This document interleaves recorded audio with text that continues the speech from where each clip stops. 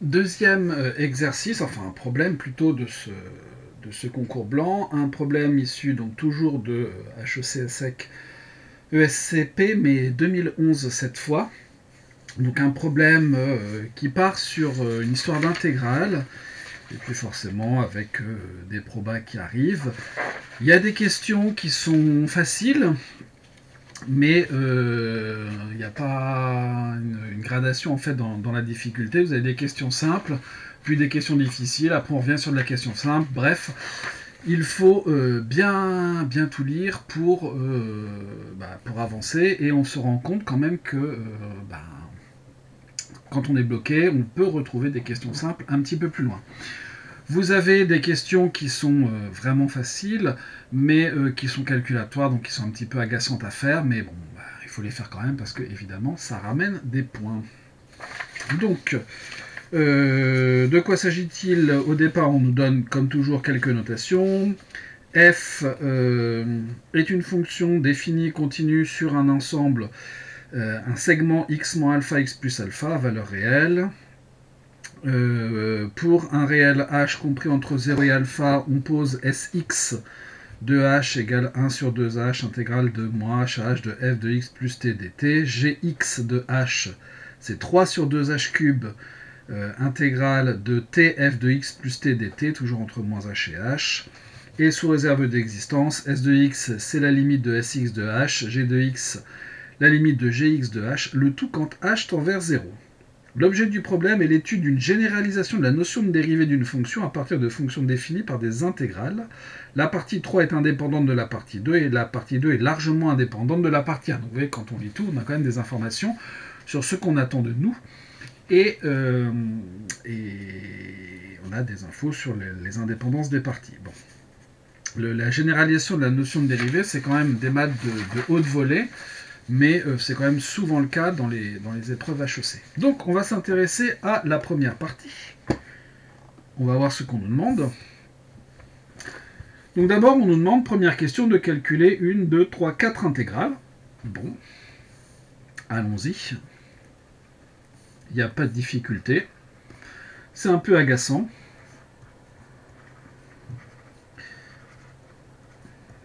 Il nous faut une primitive donc de 1, donc par exemple on va choisir t. Donc on va avoir h moins h, c'est-à-dire 2h.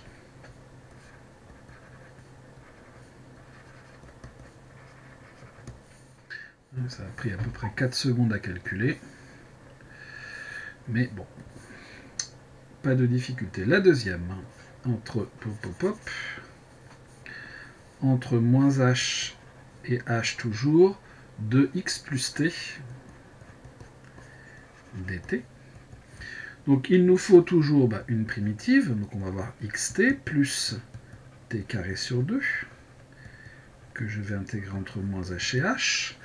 Donc en h, ça va me faire xh plus h carré sur 2, en moins h, donc moins xh, plus h carré sur 2, ce qui me fait du h carré. J'ai dit une bêtise, donc ici c'est... J'ai oublié ça quand même. Et ici c'est... donc je vais avoir du moins, donc ce qui va me faire plutôt du 2xh.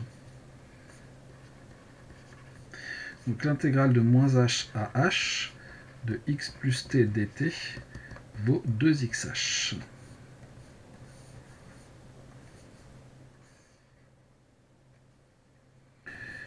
Très bien, passons à la troisième intégrale. C'est celle de tx plus t.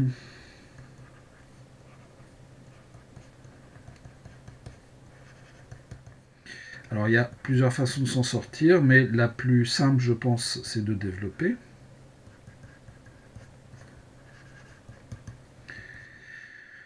Donc on va avoir du x t carré sur 2 plus t cube sur 3 que l'on va intégrer entre moins h et h. Donc en h, ça va nous faire donc du x t carré sur 2 plus h, j'ai dit x t carré, mais c'est x h carré sur 2 plus h cube sur 3 moins x h carré sur 2, moins moins plus, h au cube sur 3, ce qui nous fait du 2h au cube sur 3. Et donc l'intégrale de moins h à h de t facteur de x plus t dt vaut 2h au cube sur 3.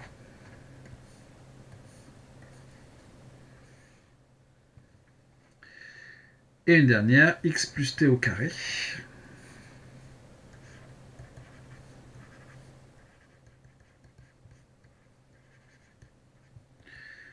Là aussi, on peut peut-être trouver directement une primitive. Donc on va avoir du x plus t au cube sur 3 entre moins h et h. Sinon, on peut développer, évidemment, ça fonctionne très bien aussi. Voilà, donc qu'est-ce que l'on va avoir? On va avoir du x plus h au cube sur 3 moins du x moins h au cube sur 3, c'est-à-dire... j'aurais peut-être dû développer avant, parce que la développer un cube, c'est un petit peu plus agaçant, mais bon, on va le faire. Donc on va avoir du x cube plus 3x carré h plus 3h carré x plus h au cube moins... Alors il faut faire attention, donc on va avoir du moins x cube moins et moins plus 3x carré h moins 3h carré x moins et moins plus h au cube, le tout sur 3, c'est-à-dire 6x carré h sur 3, donc 2x carré h, 3 moins 3, plus 2h au cube sur 3. Et donc notre dernière intégrale, intégrale de moins h à h, de x plus t au carré dt, est égale à 2x carré h plus 2h au cube sur 3. On pouvait, bien sûr, comme je l'ai dit auparavant et que je redis, développer directement le x plus t au carré et puis ensuite procéder par linéarité de l'intégrale. Ça fonctionnait très très bien. Donc une première question un peu agaçante, mais sans aucune difficulté. Question B, là aussi aucune difficulté. L'intégrale de moins h à h de t facteur de x plus t au carré dt. Donc là, hors de question pour moi de chercher une primitive de ça, ou même de faire l'intégration par partie. Le plus simple, c'est clairement de développer. Donc h à h de t x carré plus, ici on va avoir 2xt carré, plus quoi, plus t au carré multiplié par t, donc plus t au cube dt. C'est-à-dire, on peut chercher une primitive de ce machin-là, donc on va avoir du x carré multiplié par t carré sur 2, plus 2x t cube sur 3, plus t puissance 4 sur 4, entre moins h et h, c'est-à-dire x carré h carré sur 2, plus 2x h au cube sur 3, plus h4 sur 4, moins, en moins h, donc on va avoir du x carré h carré sur 2, moins et moins plus 2x h au cube sur 3, moins h4 sur 4, c'est-à-dire 2 et 2, 4, x h au cube sur 3. Donc la deuxième question plus rapide que la première. donc de t facteur de x plus t au carré dt est égal à 4x h au cube sur 3.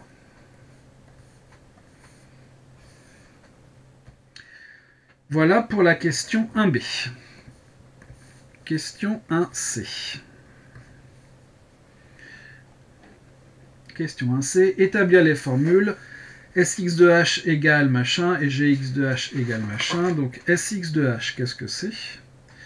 Donc on se donne... on nous donne juste...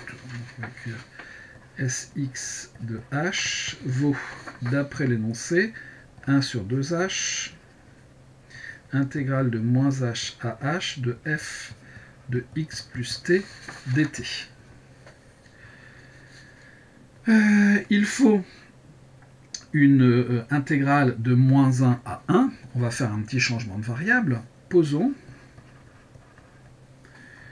Eh bien, par exemple, u est égal à t sur h, par exemple. Est-ce que h peut être nul? Non, donc ça va très bien. On a du est égal à dt sur h, et donc Sx de h est égal à 1 sur 2, intégrale de moins h à h de f de x plus t dt sur h, j'ai rentré le h dedans, c'est-à-dire que je vais avoir 1 demi, intégrale de moins 1 à 1 de f de x plus t fois u, h fois u, du, par changement de variable.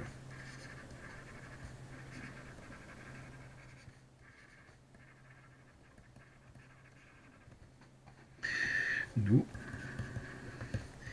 Sx de h est bien égal à 1 demi, intégrale de moins 1 à 1 de f de x plus ht dt.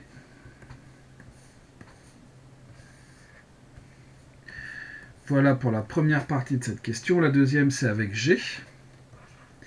Gx de h.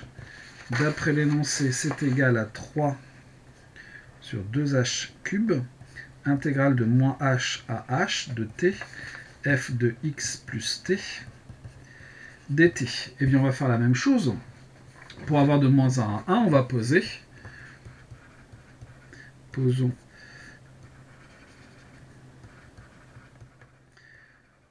Aussi, u est égal à t sur h.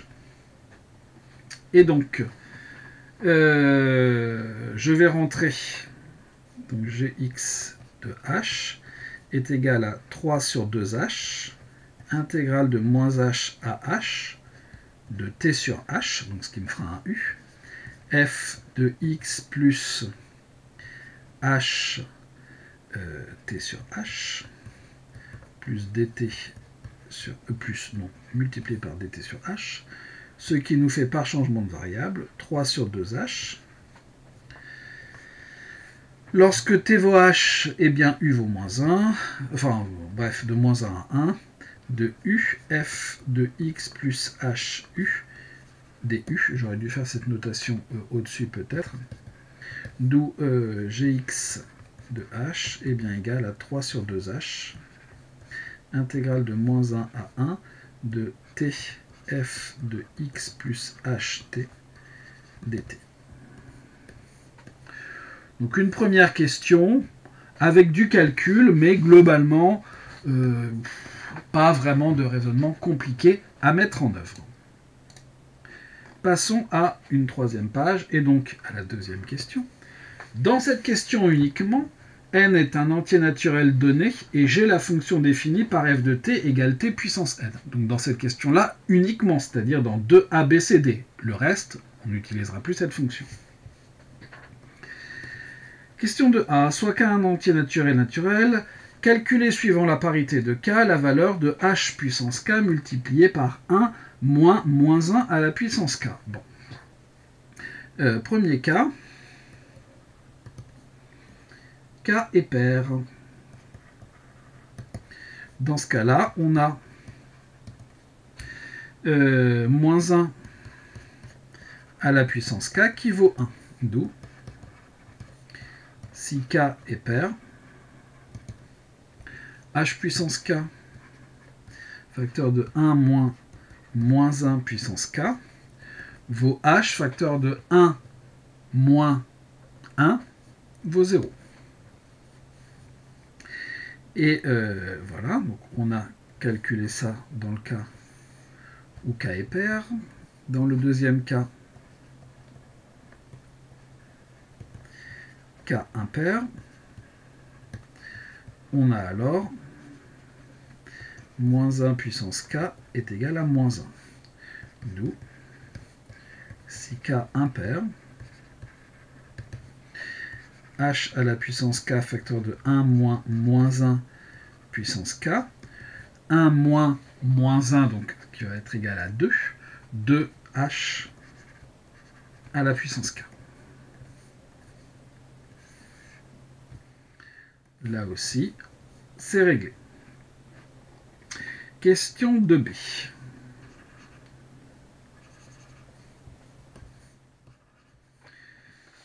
Calculer Sx de h et Gx de h lorsque x vaut 0. Bon bah S0 de h, c'est quoi?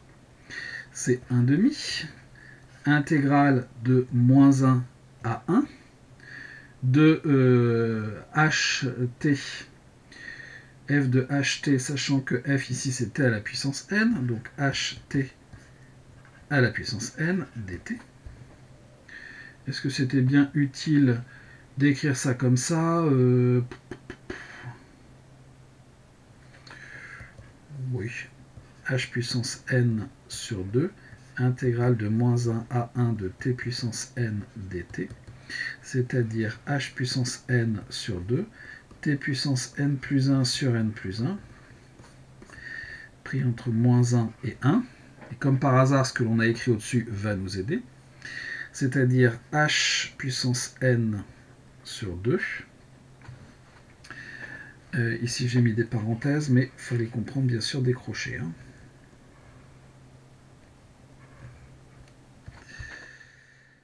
Sur 2 facteurs de n plus 1, on peut sortir le n plus 1. Donc, on va avoir du 1 moins moins 1 à la puissance n plus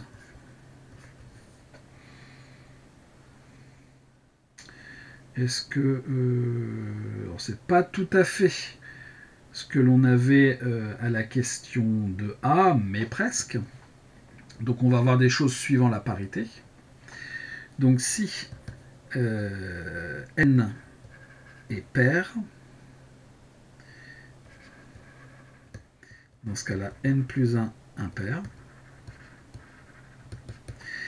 eh bien S0 de h va être égal à, le contenu de la parenthèse vaut 2, h puissance n sur n plus 1. Si n est impair, dans ce cas-là, n plus 1 est pair, S0 de h vaut 0. Alors, faut-il vraiment nous donner les choses sous cette forme-là? Je ne sais pas. Néanmoins, ça cadre assez bien avec, ce qui est... avec la question d'avant. Est-ce qu'on n'aurait pas pu donner juste la forme là? Peut-être que ça aurait suffi, je ne sais pas dire. Bon. Puisqu'on nous parle de parité-imparité, qu'on a une forme qui ressemble, je pense qu'il vaut mieux dire les choses de cette façon, mais sans garantie. Ensuite, Gx de h. G0 de h est égal à 3 sur 2h, intégrale de moins 1 à 1, de t multiplié là aussi par ht à la puissance n dt.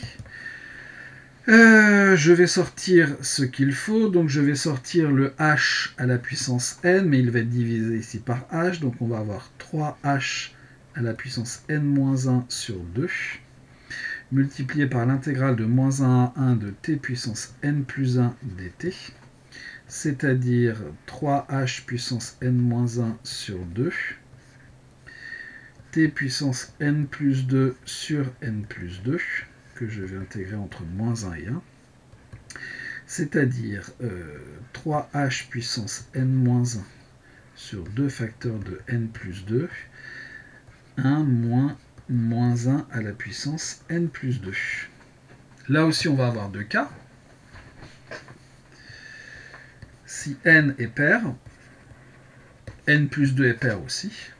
Et dans ce cas-là, G0 de h vaut 0. Si n est impair, dans ce cas-là, n plus 2 aussi. Et G0 de h va être égal à 3h puissance n-1 divisé par n plus 2. Même remarque, hein, je ne sais pas si cette chose-là n'aurait pas suffi. Bon. Mais bon, je me dis que si on nous a posé la question juste avant, c'est que certainement on attend peut-être plutôt les choses sous cette forme. Ça, c'était la question 2b. Question 2c. À l'aide de la formule du binôme, montrez que S x de h est égal à x puissance n plus h carré ax de h, où ax est une fonction polynomiale en h dont les coefficients dépendent de x. Bon, très bien. Qu'est-ce que c'est que Sx de h? On nous a déjà donné donc Sx de h.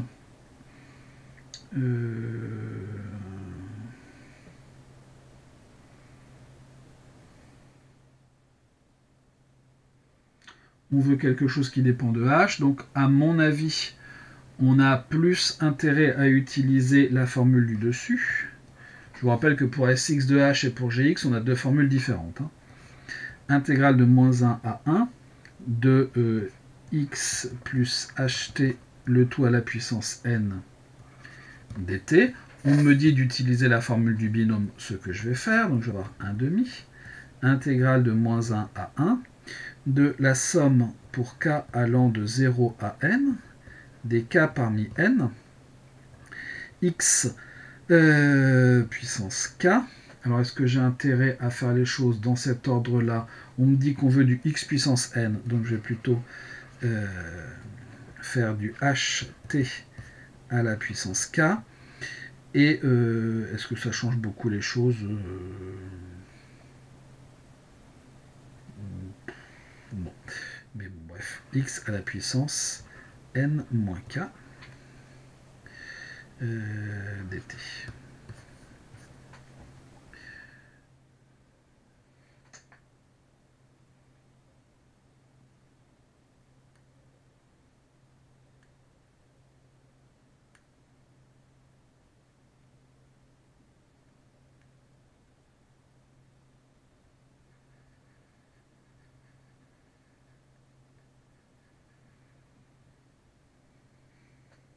Mais. Donc on va avoir 1 demi, somme pour k allant de 0 à n, des k parmi n. Le x à la puissance n moins k ne dépend pas de t, donc je peux le sortir. X à la puissance n moins k, intégrale de moins 1 à 1, de... alors je peux aussi sortir du h à la puissance k, de t puissance k dt.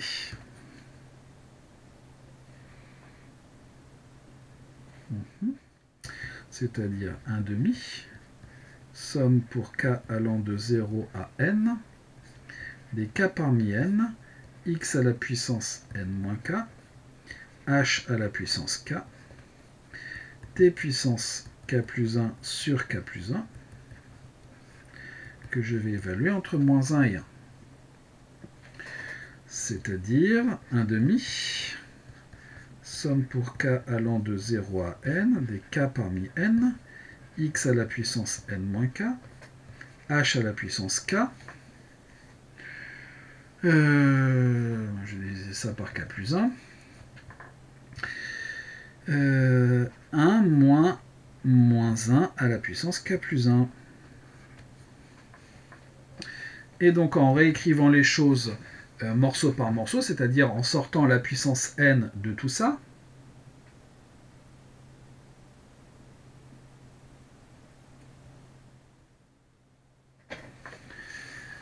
Alors je suis très embêté parce que je vais avoir du 1/2 de x à la puissance n et non pas du x à la puissance n.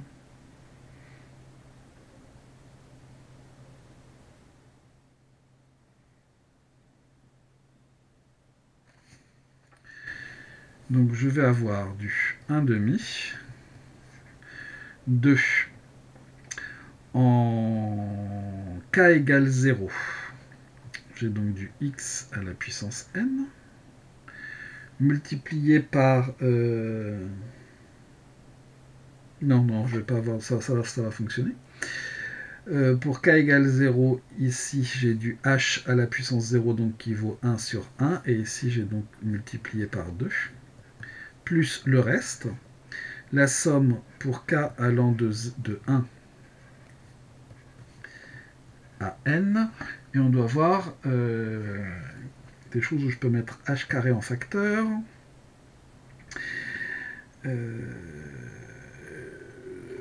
Il va me rester donc des k parmi n, des h à la puissance k sur k plus 1, multiplié par 1 moins 1 à la puissance k plus 1, x à la puissance n moins k. Il va falloir que je puisse mettre... Sauf que pour k égale 1, ce coefficient-là vaut 0.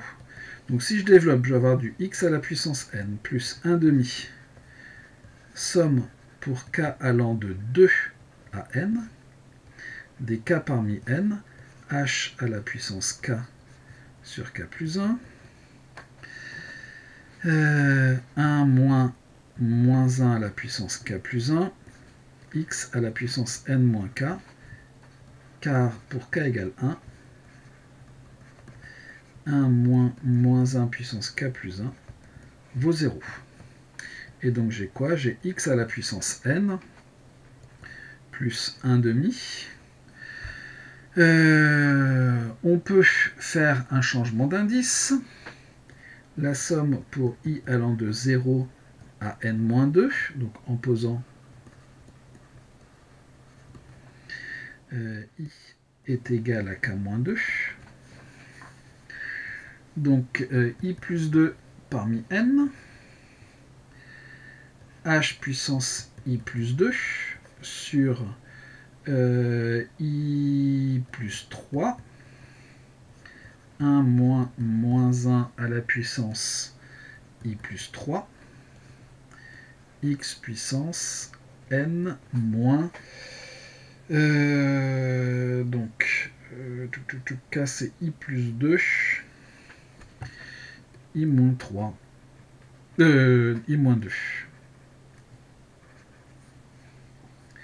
C'est-à-dire x puissance n plus h carré multiplié par 1/2 somme pour i allant de 0 à n-2 des i plus 2 parmi n, h puissance i sur i plus 3,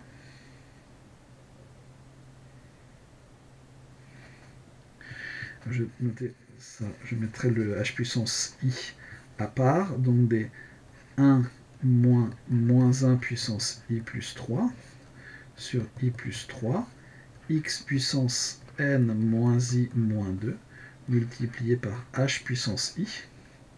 Et donc ça, c'est bien un polynôme en h de degré inférieur ou égal à n-2. Et d'où je peux écrire que Sx de h, c'est x à la puissance n plus h carré ax de h,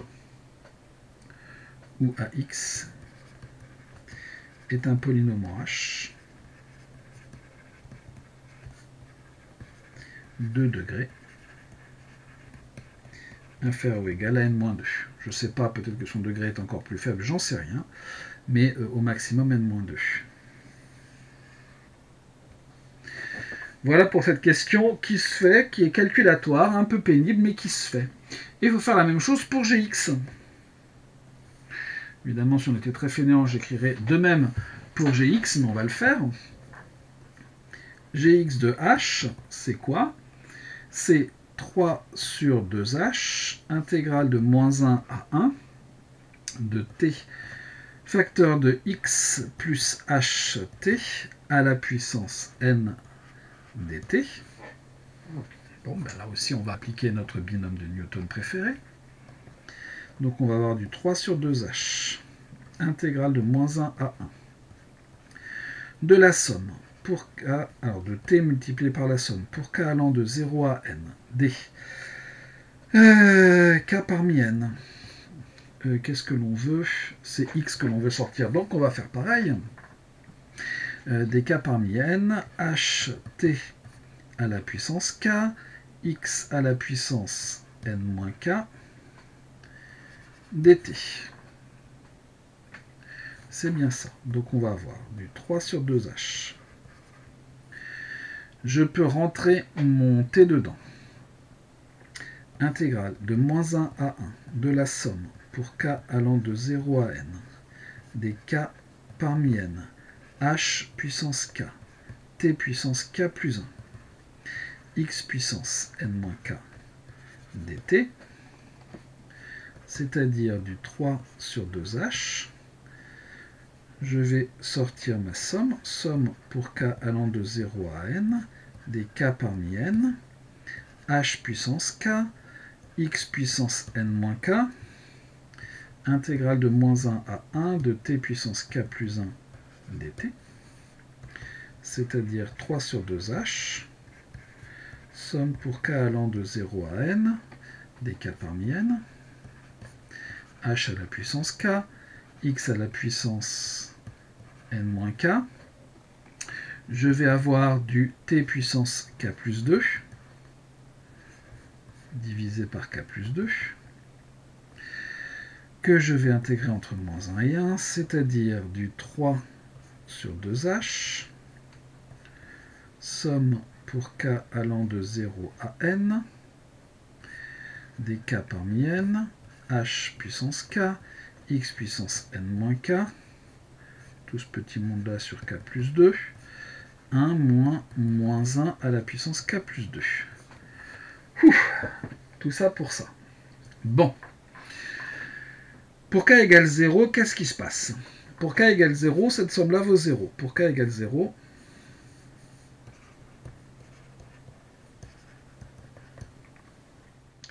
« 1 moins moins 1 puissance k plus 2 vaut 1 moins 1 vaut 0. Donc finalement, Gx de h, c'est 3 sur 2h. Somme pour k allant de 0 à, non, pas de 0, mais de 1, des k parmi n, h, alors je vais, x puissance n-k sur k plus 2, h puissance k, facteur de 1 moins moins 1 à la puissance k plus 2. Voilà, et on veut du x puissance n-1, je crois, multiplié par n, que l'on va avoir, qu'on va également pouvoir sortir. Donc, je peux 3 demi, somme pour k allant de 1 à n, des k parmi n, x puissance n-k sur k plus 2, h puissance k moins 1, 1 moins moins 1 à la puissance k plus 2. Et exactement comme tout à l'heure, je vais sortir mon ce qui se passe pour k égale 1. Donc je vais avoir 3 demi. Pour k égale 1, j'ai donc du 1 parmi n, ce qui me fait du n, multiplié par x puissance n-1 divisé par 1 plus 2, 3, multiplié par h à la puissance 0 qui fait 1, et le coefficient là qui vaut 2, plus la somme pour k allant de 2 à n, des k parmi n, et là il faut sortir aussi un h carré, donc on va pouvoir le faire, des x puissance n-k sur k plus 2, ça ne change pas, h puissance k moins 1, ça ne change pas, 1 moins 1 à la puissance k plus 2. Mais même chose, pour k égale 2, ce coefficient-là vaut 0. Donc je multiplie ici par 3 demi. Je vais donc avoir du x puissance n-1 plus 3 demi, multiplié par la somme, je peux partir du rang 3, k parmi n, x puissance n-k sur k plus 2, ça ne change pas, h puissance k moins 1, ça ne change pas, 1 moins 1 puissance k plus 2, puisque pour k égale 2, 1 moins 1 à la puissance k plus 2 vaut 0. Une nouvelle page, donc on a du n x puissance n-1 plus 3 demi.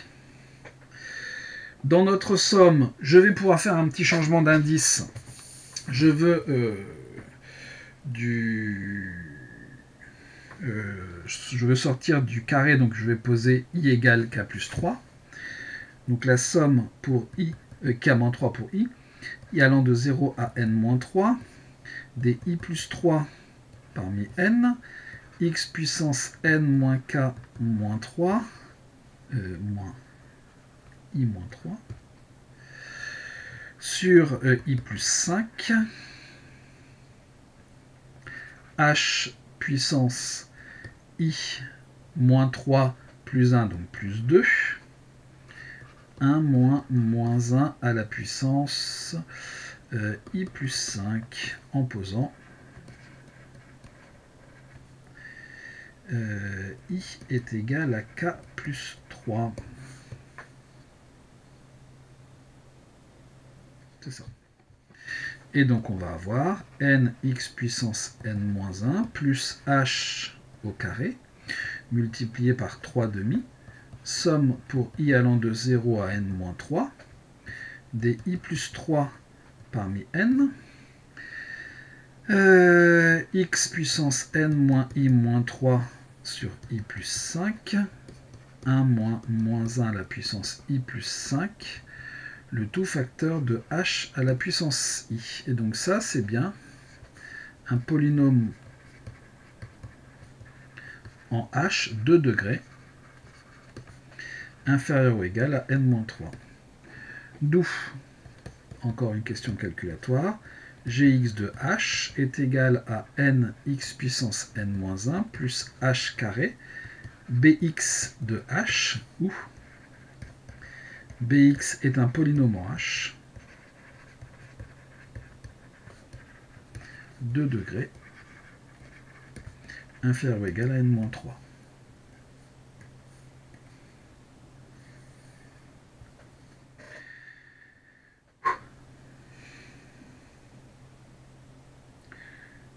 Voilà.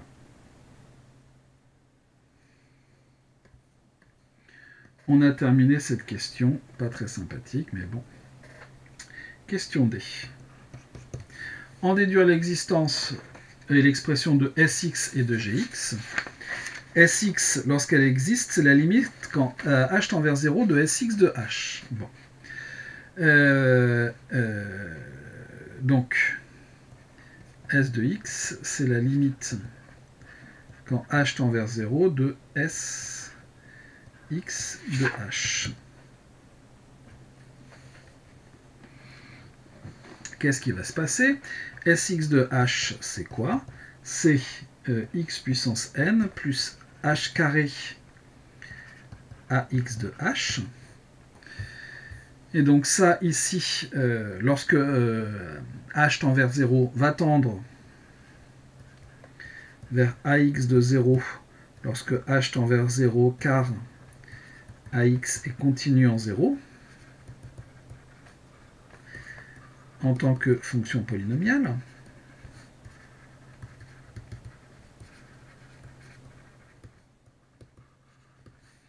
d'où S de x existe,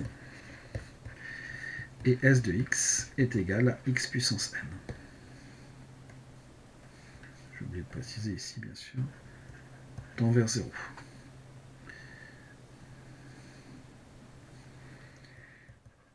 Et ax de 0 est un nombre fini, puisque on a une fonction polynomiale. Ensuite, le petit g de x, c'est donc la limite, là aussi, quand h tend vers 0 de gx de h. Or, gx de h est égal à nx puissance n-1 plus h carré bx de h tend vers bx de 0 pour la même raison.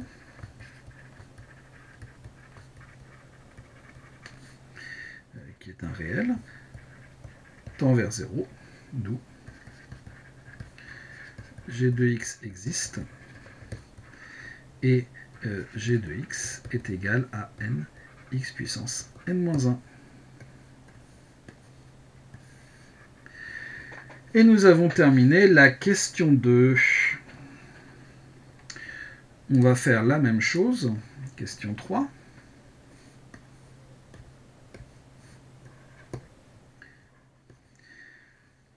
La fonction valeur absolue, f est-elle dérivable en 0? Bon ben non, hein, la valeur absolue n'est pas dérivable en 0.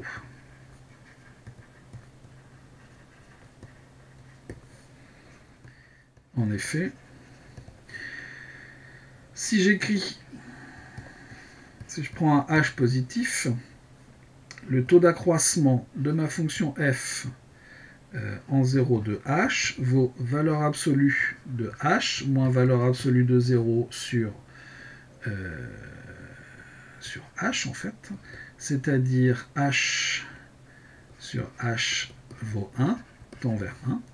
Si h est strictement négatif, le taux d'accroissement de f en 0 de h vaut toujours valeur absolue de h moins 0 sur h, mais c'est-à-dire ici moins h sur h, c'est-à-dire moins 1, tend vers moins 1.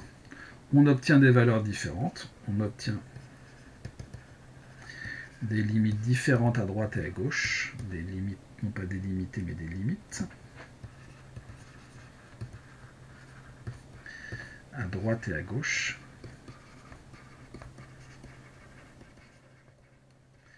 En 0, f n'est pas dérivable en 0.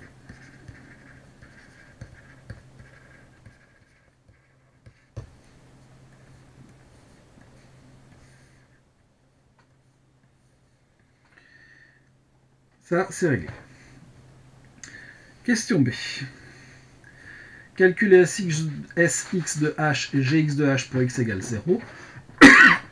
En déduire l'existence de S de 0 et G de 0. Bon.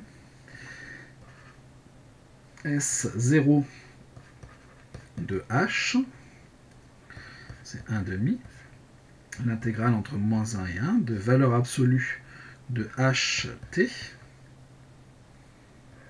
dt, c'est-à-dire valeur absolue de h sur 2, intégrale de moins 1 à 1 de valeur absolue de t dt. On peut remarquer que on a une fonction qui est paire, c'est-à-dire que l'on va avoir h, intégrale de 0 à 1 de valeur absolue de t dt par parité de la fonction qui a t associe valeur absolue de t, c'est-à-dire valeur absolue de h, et là sur 0, 1, valeur absolue de t égale t, c'est-à-dire valeur absolue de h, intégrale t carré sur 2, que je vais intégrer entre 0 et 1, c'est-à-dire valeur absolue de h sur 2. Donc S0 de h est égal à valeur absolue de h sur 2.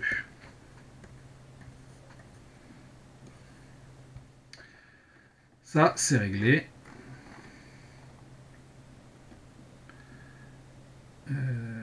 Pas de difficulté. On sait, je crois, que h est strictement positif même. Donc, hop, on peut retirer les valeurs absolues. Ensuite, G0 de h vaut 3 sur 2h, intégrale de moins 1 à 1 de t, valeur absolue de ht dt. C'est-à-dire, je sors, donc je vais avoir du 3 demi, intégrale de moins 1 à 1 de t, valeur absolue de t dt, qui, elle, est une fonction impaire à cause de la multiplication par t.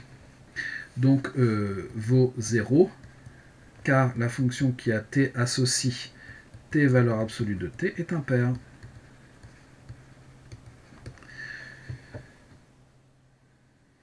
Voilà. D'où G0 de h égale 0.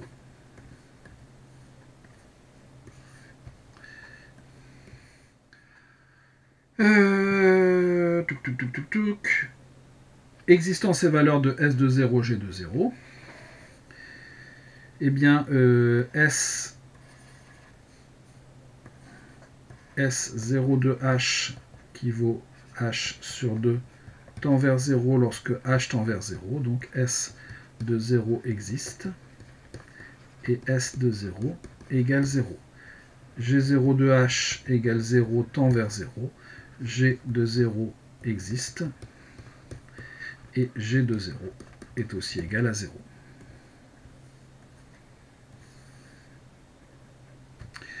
Voilà pour cette question 3. Il y a encore 4, 5, 6. Partie un petit peu longue.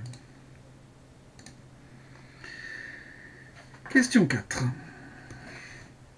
Exprimer Sx de h à l'aide d'une primitive grand F de petit f, établir l'existence de S de x et démontrer que S de x est égal à petit f de x.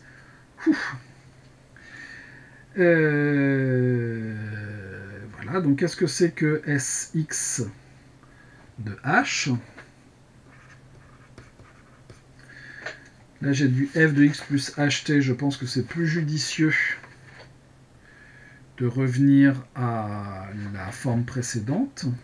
Donc ici, on va avoir du 1 sur 2h, intégrale de moins h à h, de f de x plus t dt. Bon.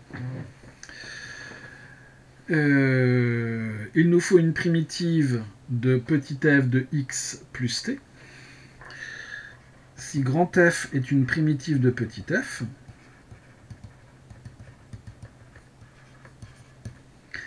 alors la fonction qui a t associe grand F de x plus t est dérivable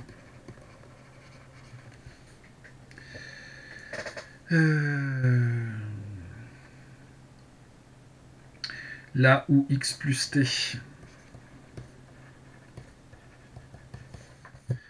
est dans l'intervalle qui va bien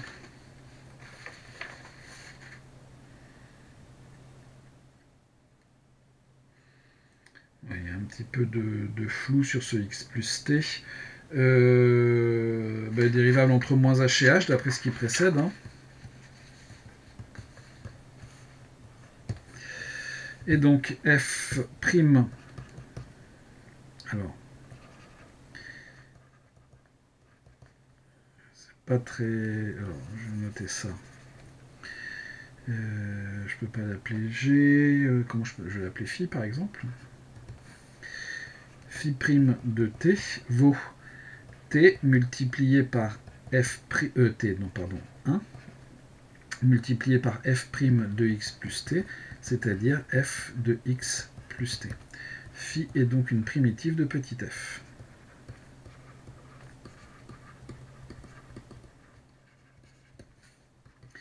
D'où Sx de h est égal à 1 sur 2h, grand F de x plus t, que je vais intégrer entre moins h et h, c'est-à-dire que Sx de h va être égal à f de x plus h, moins f de x moins h, le tout divisé par 2h.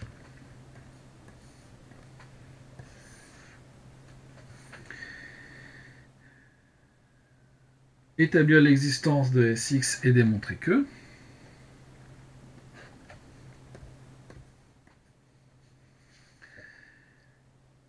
Qu'est-ce qui va se passer? Vous avez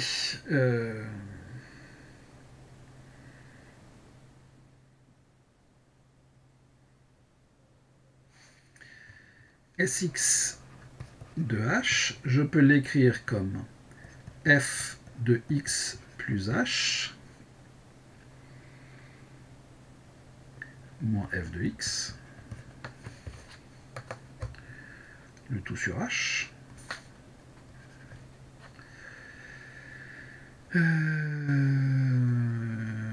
moins f de x moins h moins f de x, le tout sur h, et ça, je divise le tout par 2. Je vais simplement rajouter au numérateur, soustraire et rajouter f de x. Pourquoi est-ce que c'est intéressant de faire ça? Eh bien parce que lorsque h va tendre vers 0, eh bien notre fonction va tendre vers quelque chose d'intéressant.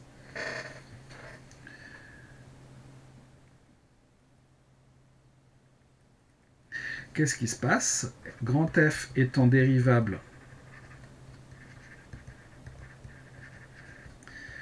en petit x, vous avez f de x plus h moins f de x sur h, qui va tendre vers grand F' de x, lorsque h tend vers 0, et ça c'est un petit f de x.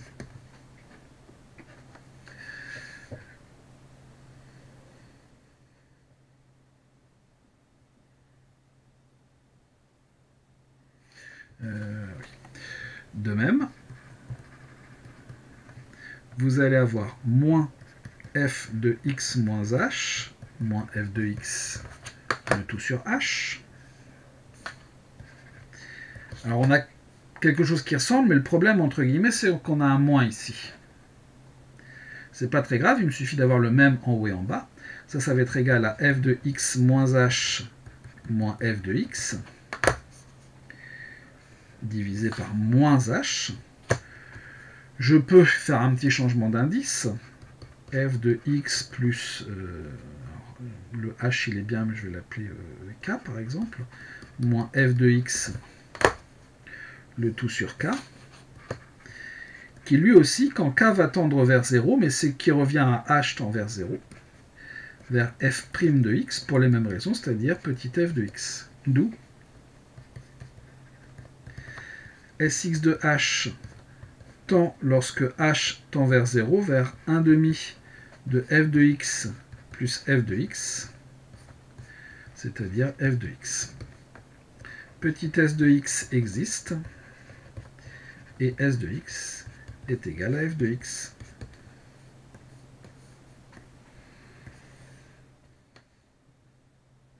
Voilà pour la question 4. Passons à la question 5.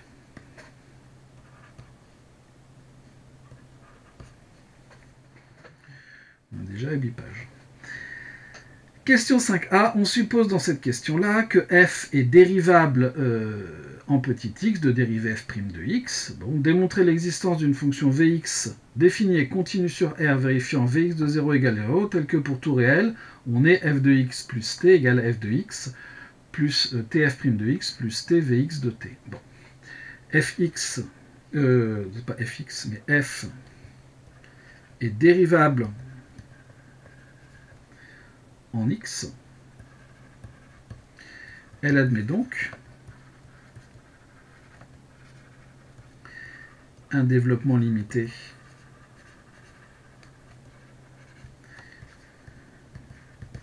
à l'ordre 1 en x. En d'autres termes, pour tout réel t, il existe une certaine fonction V. Il existe une fonction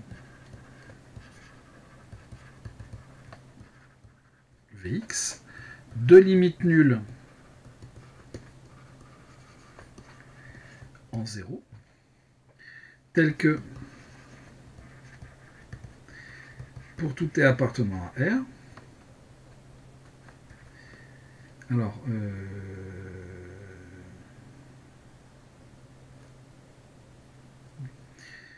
fx de t, non, f de x plus t est égal à f de x plus t f' de x plus un petit taux de x, c'est-à-dire plus quelque chose qui, alors pas un petit taux de x mais un petit taux de t, plus quelque chose donc de négligeable devant t, plus un t vx de t avec vx de t qui tend vers 0 lorsque t tend vers 0. Bon.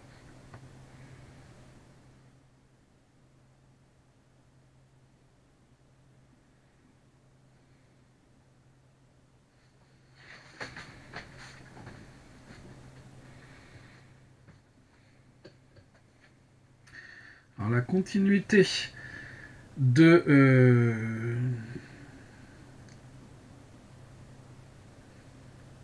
la fonction Vx, elle n'est pas donnée, mais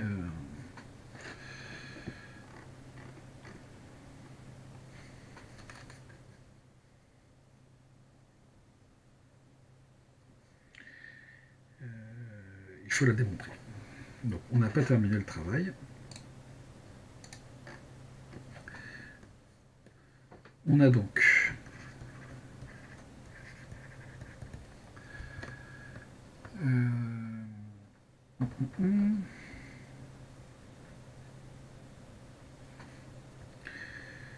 c'est pour tout appartenant à R qui me gêne, puisque f n'est pas forcément continu sur R.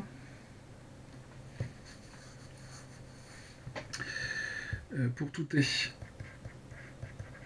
appartenant à R, Vx de t est égal à R étoile f de x plus t moins f de x moins t f' de x,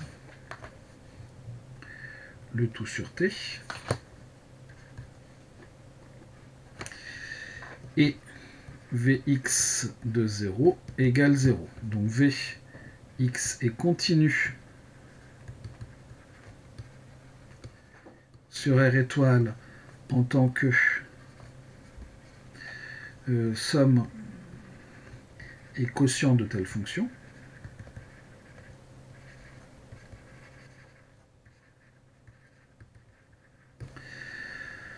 On sait que en 0, la limite c'est 0. La limite quand h tend vers 0, quand t tend vers 0, de Vx de t vaut 0, est égal Vx de 0. Donc Vx est continu en 0. Et donc on a bien, donc il existe une certaine fonction Vx, une fonction Vx continue sur R. Alors là, c'est continu sur R si f l'est. Hein. Sous réserve de continuité sur R de f, tel que pour tout t appartenant à R, f de x plus t est égal à f de x plus t f' de x plus t vx de t. Bon, je pense que dans l'énoncé initial, c'était pas de la continuité sur R, mais sur un autre intervalle un petit peu plus compliqué. C'est pas très grave. Question B. En déduire l'égalité, Gx de h égale f' de 1. Bon bah, Gx de h, qu'est-ce que c'est que Gx de h? C'est 3 sur 2h au cube, si je ne me dis pas de bêtises, intégrale entre moins 1 et h de t, f de x plus t, dt. C'est-à-dire 3 sur 2h carré, intégrale de moins h à h, de t, f de x, plus t carré, f' de x, plus t carré, vx de t, dt. Je ne fais que reprendre finalement ce que c'est que ma fonction.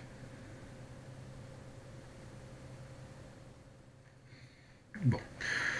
Ensuite, que faut-il faire avec tout ça?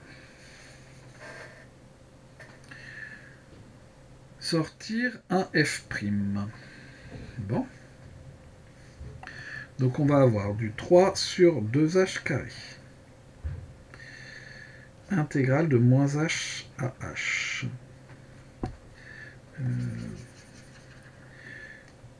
Donc je vais avoir du f de x. Intégrale de moins h à h de t dt. Plus f' de x. Intégrale de moins h à h de t carré dt. Plus... on me demande de laisser ça à l'intérieur. Bon, on va faire ça comme ça. Intégrale de moins h à h de t carré vx de t dt. Cette intégrale-là vaut 0 par imparité. L'intégrale de t carré, eh bien, elle vaut du t cube sur 3 entre moins h et h. C'est-à-dire que l'on va avoir 3 sur 2h. J'ai mis du 2h carré, mais c'est du 2h cube ici.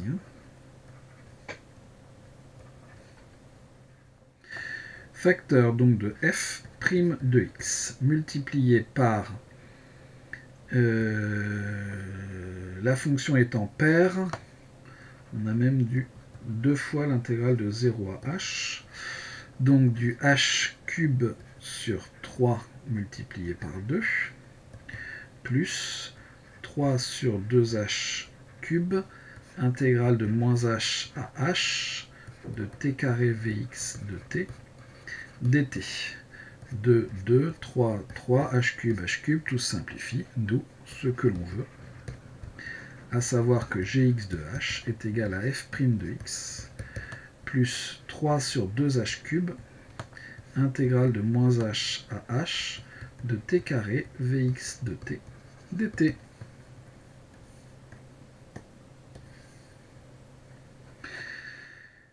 Encore une question de fait.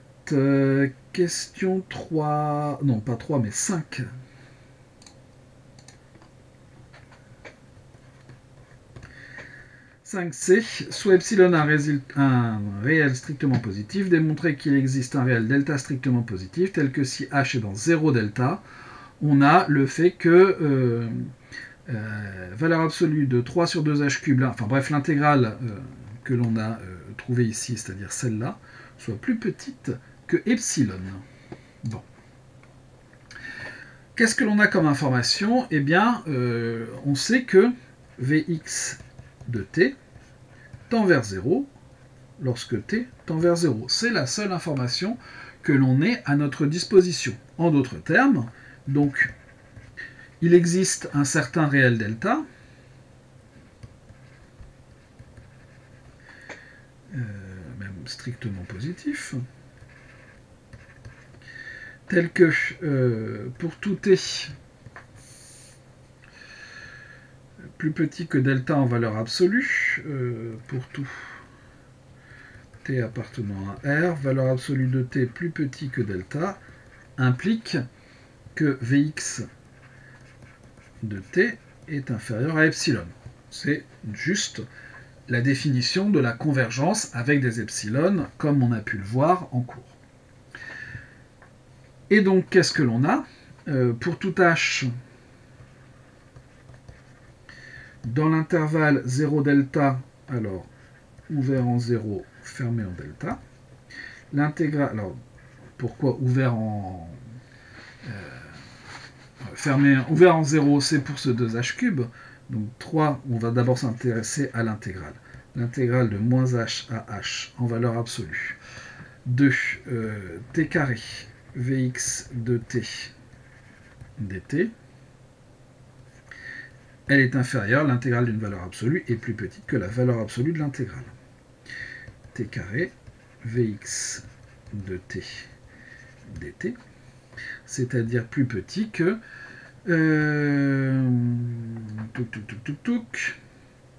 ça va être plus petit que epsilon, intégrale de moins h à h de epsilon t carré dt, c'est-à-dire plus petit que epsilon, intégrale de moins h à h de t carré dt. Cette intégrale, on l'a déjà calculée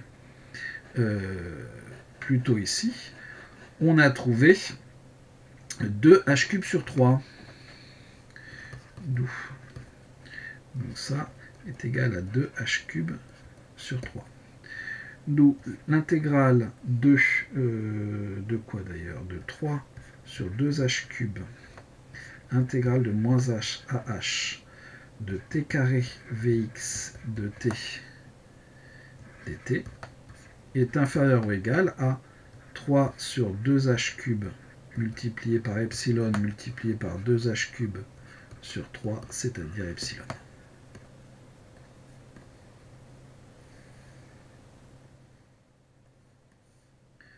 On a donc bien prouvé l'existence d'un delta positif, tel que pour tout h compris entre 0 et delta. On a bien ce qu'il faut. On déduire l'expression de g de x en fonction de f' de x. Bon. On remarque que gx de h, c'est quoi? C'est f' de x plus 3 sur 2h³ intégrale de moins h à h de t carré Vx de t dt. Qu'est-ce que l'on vient de démontrer? Or, donc, il existe un delta positif tel que pour tout h appartenant à 0 delta, valeur absolue de gx de h sera inférieure à f' de x plus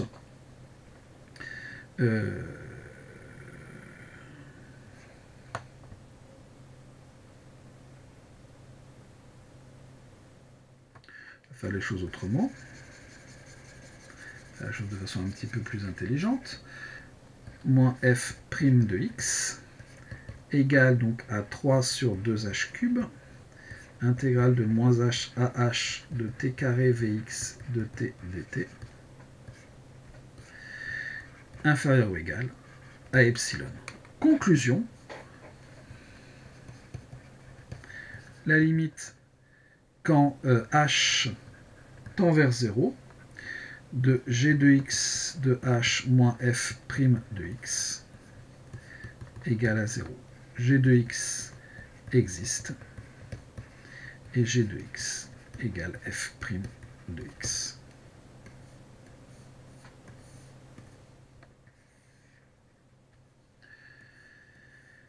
Voilà pour la question 5 de cette première partie, qui est vraiment longue. Question 6a. Établir la relation phi de AB égale un gros machin pas possible. Bah, on va y aller. Hein. On calcule phi de AB. Alors remarquez que tout à l'heure j'ai appelé un truc phi, mais évidemment c'est pas la même chose. Hein.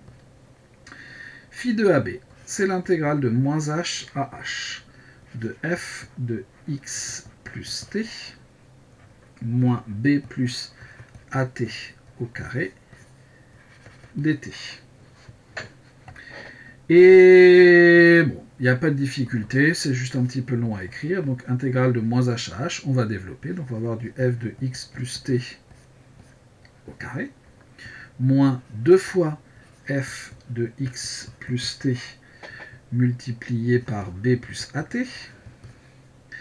plus b plus at au carré.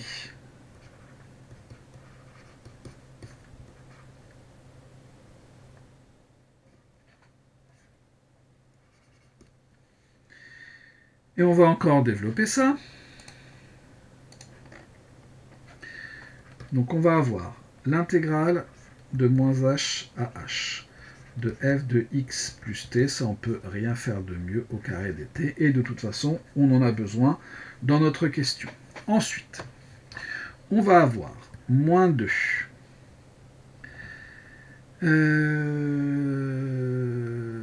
moins 2 facteur donc de l'intégrale de moins h à h de b f de x plus t plus at f de x plus t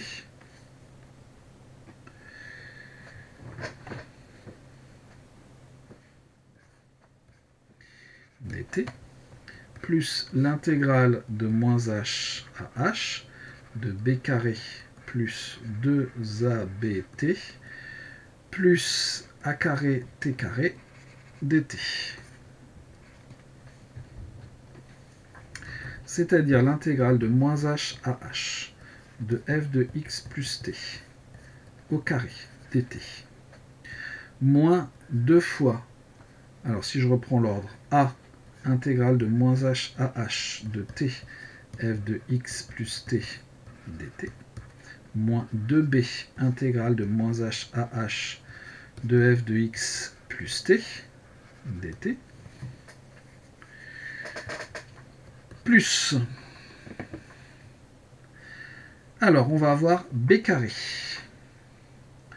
multiplié par l'intégrale de moins h à h de dt, intégrale, je crois qu'on a calculé tout au début de l'exercice, plus 2ab intégrale de moins h à h de t dt, plus a carré intégrale de moins h à h de t carré dt. C'est-à-dire, ça commence à être agaçant, moins h à h de f de x plus t au carré dt, moins 2a intégrale de moins h à h de tf de x plus t dt, moins 2b intégrale de moins h à h de f de x plus t dt, plus b carré, cette intégrale de moins h à h de dt, je crois qu'on l'avait, un des premiers trucs que l'on a fait, ça vaut 2h. Le x plus t, 2xh, bref, on les a toutes en fait, hein, avec des x égale 0, plus b carré, donc facteur de 2h, plus 2ab multiplié par cette intégrale de t qui vaut 0, puisque t, enfin on a une fonction impaire, plus a carré, multiplié par l'intégrale de moins hh, celle-là on l'a déjà vu plusieurs fois, h cube sur 3. On a terminé. D'où phi de AB est égal à l'intégrale de moins h à h de f de x plus t au carré dt moins 2a intégrale de moins h à h de tf de x plus t dt moins 2b intégrale de moins h à h de f de x plus t dt plus 2h cube sur 3 a carré plus 2h b carré.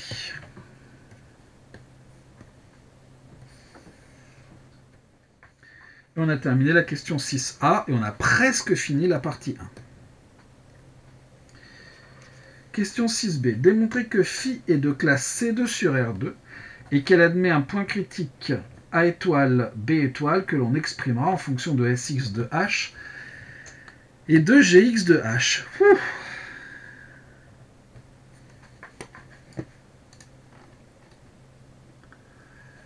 Alors, qu'est-ce que c'est que cette fonction phi de AB?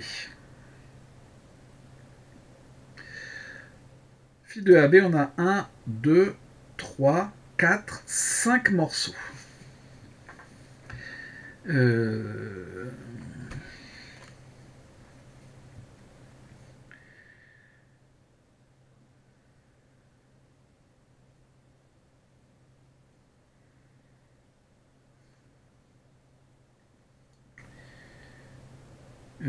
y a plusieurs morceaux.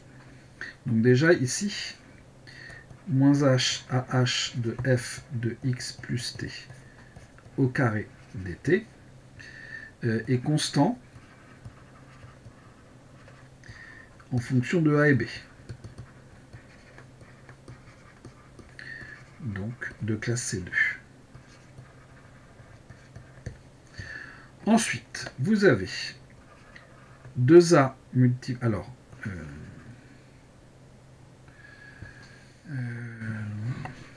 je vais appeler ce machin-là I1. De même que I2, qui est cette intégrale de moins h à h de tf de x plus t dt, et I3, qui est l'intégrale de moins h à h de f de x plus t dt. De même que je vais appeler ça C1, 2, 3, C4 qui sera égal à 2h cube sur 3 et C5 qui vaut 2h. Donc finalement, phi de AB, c'est I1 moins 2A I2 moins 2B I3 plus C4 à carré plus C5 B, je ne sais plus à quelle puissance, B carré. Donc phi de AB, phi et produit et somme et produit de constantes par les fonctions qui a A et B associe A et B associe B, A et B associe A carré, A et B associe B carré, qui sont des fonctions C2 sur R carré. Donc phi est de classe C2. Ça a l'air compliqué en fait, hein, mais ce sont toutes des constantes si on regarde A et B. Il y a plein de trucs qui ne varient pas, qui ne dépendent pas de A et B. Donc phi est de classe C2 sur R carré. Montrer qu'elle admet un point critique que l'on exprimera en très bien. Donc,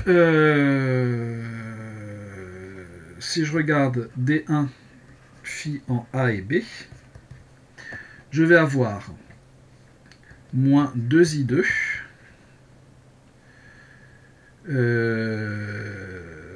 plus 2 fois A fois C4 et un D2 de phi en AB qui va être égal à moins 2i3 plus 2b fois C5. Phi admet donc un point critique. Si et seulement si. Moins 2i2 plus 2ac4 égale 0. Moins 2i3 plus 2bc5 égale 0. C'est-à-dire A est égal à I2 sur C4, c'est-à-dire I2, qu'est-ce que j'ai appelé I2 moi? C'est ça. Donc, est-ce que j'ai pris le moins 2 ou pas? Non. Donc, intégrale de moins h à h de t f x plus t dt divisé par C4. Et qu'est-ce que j'ai appelé C4? 2h³ sur 3. Et B, qui va donc être égal à I3 sur C5, c'est-à-dire l'intégrale de moins h à h de f de x plus t dt, divisé par C5 qui vaut 2h. Donc finalement, phi admet un unique point critique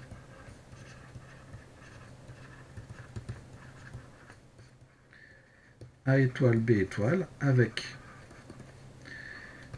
A étoile est égal à 3 sur 2h³, intégrale de moins h à h de t f de x plus t dt. Et ça, si je ne me dis pas de bêtises, c'est le gx de h. Et B étoile, c'est donc 1 sur 2h, intégrale de moins h à h de f de x plus t dt, c'est-à-dire Sx de h.